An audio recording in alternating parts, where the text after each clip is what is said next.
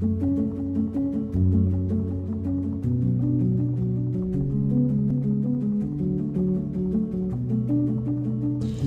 insurance industry in Uganda is over 74 years today since the establishment of the first insurance company in the land, the East Africa General Insurance Company, in 1948. The industry has witnessed great developments and transitions over the years. The 1960s through the 70s, the industry witnessed great uptake and appreciation from the public, especially the elite and the merchandising class, largely dominated by Asians. This explains why at independence, despite having smaller population of under 8 million people, Uganda had 95 insurance agencies and branch offices of foreign insurance companies, mainly from United Kingdom, India and the United States of America. The 1970s to the 80s were dark years of the insurance industry. Besides the political turmoil of the time, the expulsion of Asians in the 1970s, which affected the business and elite classes that were key to the industry's growth and its sustenance, and the 1987 currency reform and discounting heavily hit especially the holders of life insurance policies. Many lost hope in the promise that insurance gives its policy holders. Through innovation and consistent product development, the industry has today made great strides, reminiscing in a number of areas surpassing the industry's golden era of the 1960s.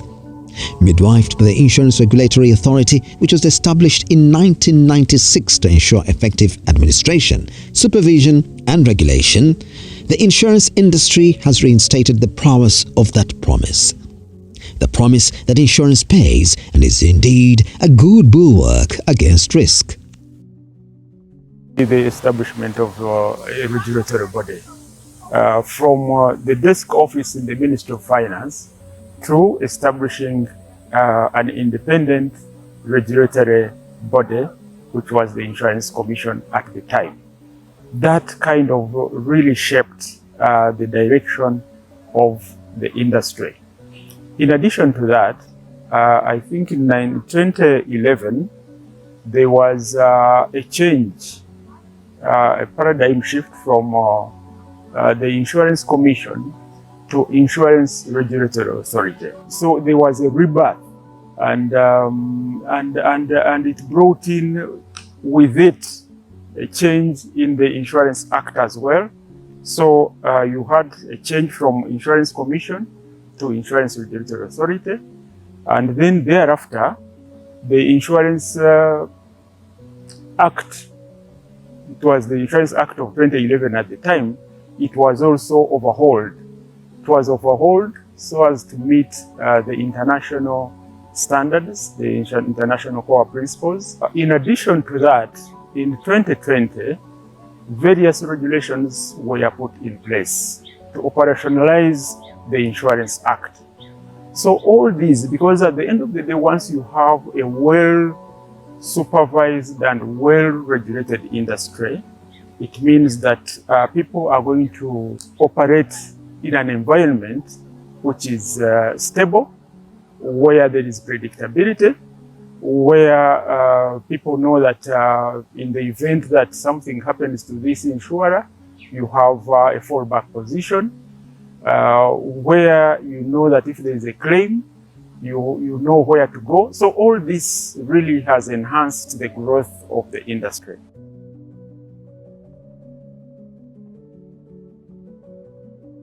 The reason why the Insurance Regulatory Authority of Uganda was created was for strict monitoring, that the people who make those promises fulfill them.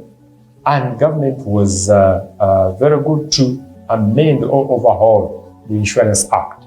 The Insurance Act of 2017 safeguards the interests of the policyholders to a great extent. That act also safeguards that the insurance companies should not be allowed to collapse. That is the very reason why we are here as the Insurance Regulatory Authority of Uganda.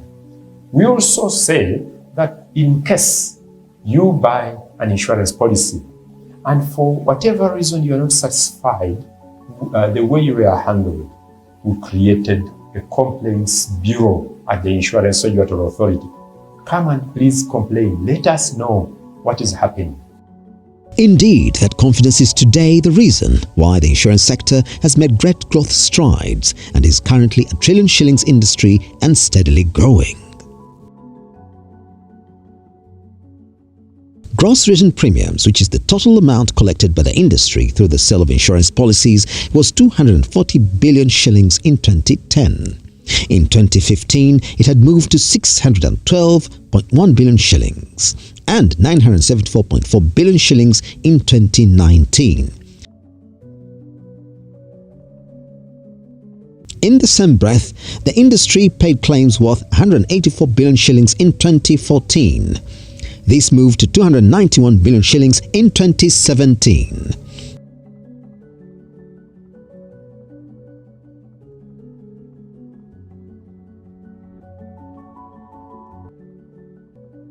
Again, with a better regulatory environment and innovations such as bank assurance, there has been growth in the uptake of insurance services and with it, growth in the settled claims.